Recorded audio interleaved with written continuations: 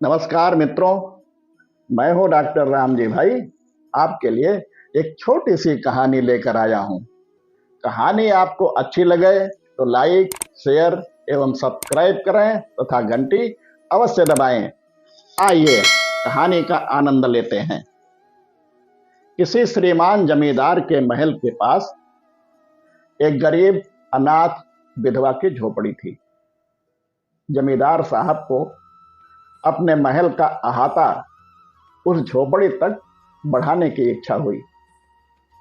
विधवा से बहुतेरा कहा कि अपनी झोपड़ी हटा ले, पर वह तो कई जमाने से वहीं बसी थी। उसका पति और एक इकलौता पुत्र भी उसी झोपड़ी में पहले मर चुका था। पतोहू भी एक 5 वर्ष की कन्या को छोड़कर उस झोपड़ी से चल बसी थी। अब यही उसकी पोती इस वृद्धा काल में एकमात्र सहारा थी। जब उसे अपने पूर्व स्थिति की याद आ जाती तो मारे दुख के फूट फूट कर रोने लगती थी। जब से उसने अपने श्रीमान पड़ोसी की इच्छा का हाल सुना है, तब से वह मृतप्राय हो गई है।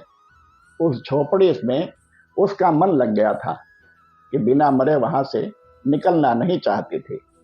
श्रीमान के सब प्रयत्न निष्फल हुए।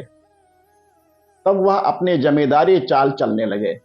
बाल की खाल निकालने वाले वकीलों की थैली गरम कर उन्होंने अदालत से झोपड़ी पर अपना कब्जा करा लिया और विधवा को वहां से निकाल दिया।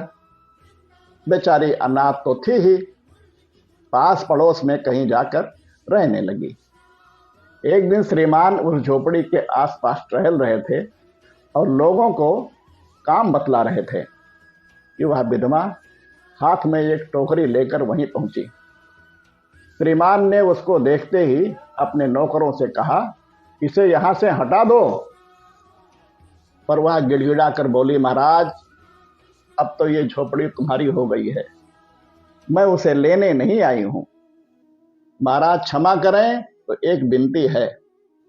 जमींदार साहब के सिर हिलाने पर उसने कहा, जब से ये झोपड़ी छूटी है तब से मेरी पोती ने खाना पीना छोड़ दिया है। मैंने बहुत कुछ समझाया, पर वह एक नहीं मानती है। यही कहा करती है कि अपने घर में चल, वहीं रोटी खाऊंगी। अब मैंने ये सोचा है कि इस झोपड़ी में से एक टोकरी भर मिट्टी लेकर उसी का चूल्हा बनाकर रोटी पकाऊंगी। इससे भरोसा है कि वह रोटी खाने लगेगी। महाराज, कृपा करके आज्ञा दीजिए तो इस टोकरी में मिट्टी ले आऊं। श्रीमान ने आज्ञा दे दी। विधवा झोपड़ी के भीतर गई। वहां जाते ही उसे पुरानी बातों का स्मरण हुआ और उसकी आंखों से आंसू की धारा बहने लगी। अपने आंतरिक दुख को किसी तरह संभाल कर उसने अपनी टोकरी मिट्टी से भर ली और हाथ से उठाकर बाहर ले आई। फिर हाथ जोड़कर श्रीमान से प्रार्थना करने लगी, महाराज, कृपा करके इस टोकरी को जरा हाथ लगाइए, जिससे कि मैं इसे अपने सिर पर धर लूं। जमींदार साहब पहले तो बहुत नाराज हुए, पर जब वह बार बार हाथ जोड़ने लगी और पैरों पर गिरने लगी तो उनके मन में कुछ दया आ गई। किसी नौकर से ना कहकर आप ही स्वयं टोकरी उठाने में आगे बढ़े।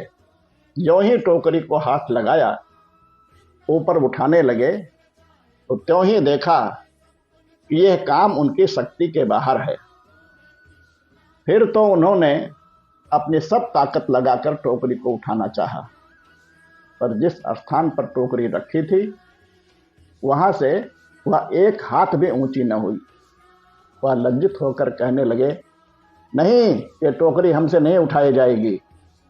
ये सुनकर विधवा ने कहा, महाराज, नाराज ना हो, आपसे एक टोकरी भर मिट्टी नहीं उठाई जाती और इस झोपड़ी में तो हजारों टोकरियां मिट्टी पड़ी हैं। उसका भार आप जन्म भर कैसे उठा सकेंगे? आप ही इस बात पर विचार कीजिए। जमींदार साहब धन मद से गर्वित हो अपना कर्तव्य भूल गए थे। और विधवा के इस वचन को सुनते ही उनकी आंखें खुल गईं। अपने किए कर्म का पश्चाताप कर उन्होंने विधवा से क्षमा मांगी और झोपड़ी उसको वापस दे दी। अगली बार फिर किसी नई कहानी के साथ आपसे भेंट होगी। तब तक के लिए सभी को नमस्कार।